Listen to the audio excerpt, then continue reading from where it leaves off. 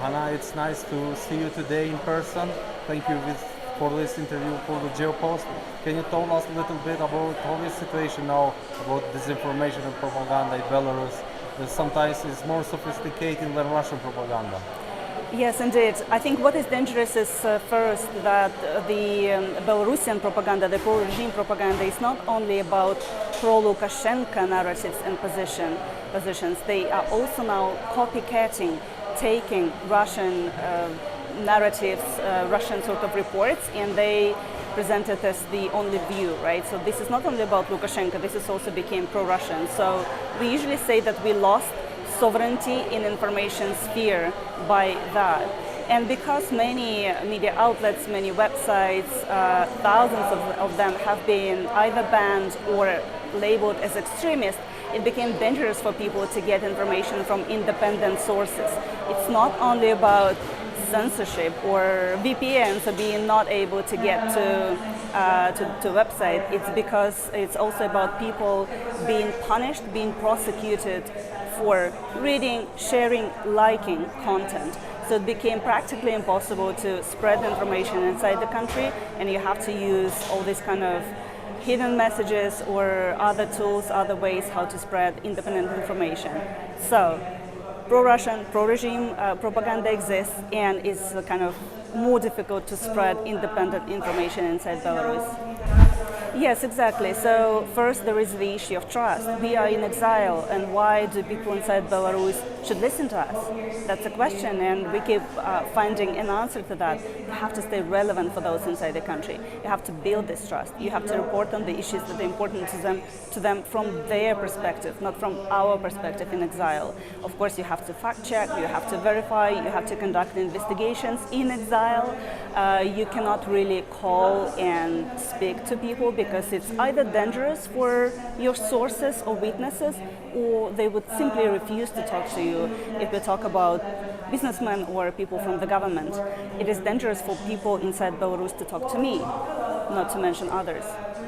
Yes, exactly. So Andrei Gnyot, I hope he's not waiting for extradition. I hope he's waiting for the resolution, for the solution of his issue. That's my really huge hope, because he was involved in, he's a film director, he's a journalist, and he was involved in making videos for organizations that have been labeled as extremist. So clearly he will face persecution when if he would be extradited to Belarus. So I hope this is not going to happen. The messages here are several. First, it's to Interpol. Do not add Belarusians. Do not collaborate with the Belarusian regime. My charges currently are political.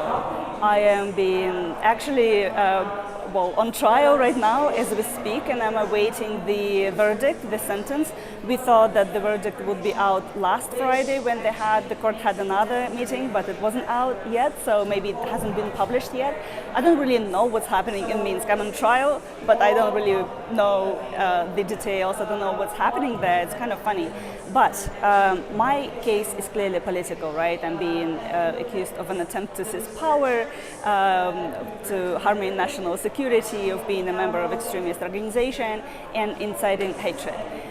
Andrei Gnyot's charges are not political, but they're economic. So he was accused of tax evasion, alleged tax evasion, and that's why Interpol collaborated with the regime. So that's a message to all organizations that they still collaborate with the Belarusian regime. Stop doing that. Stop thinking that their charges are legit, or their sort of messages or requests are legit. So this would be my first message. Second is, do not continue business as usual. No, Lukashenko committed so many international crimes that there is no way back. There should be increased legal and economic pressure. We talk about sanctions. We talk about international warrants and international courts, sort of decisions and warrants for Lukashenko and his regime. And there are ways how to do that, but somehow there have not been political will and decisions made yet in this regard, so this should change. And of course, on the other side, help civil society and independent media in Belarus.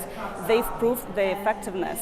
We have the absolute majority of the population that is against any involvement of Belarus in the war against Ukraine, and this is because we, journalists and civil society activists, have been so effective in the past years in delivering our messages, in reaching people inside the country.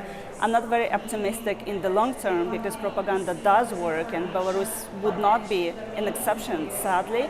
But for now, we are winning this kind of war for people's minds, and there should be more efforts and more sort of support and assistance for independent media and civil society, because the war is not only happening on the front line, but there is also a war for people's minds.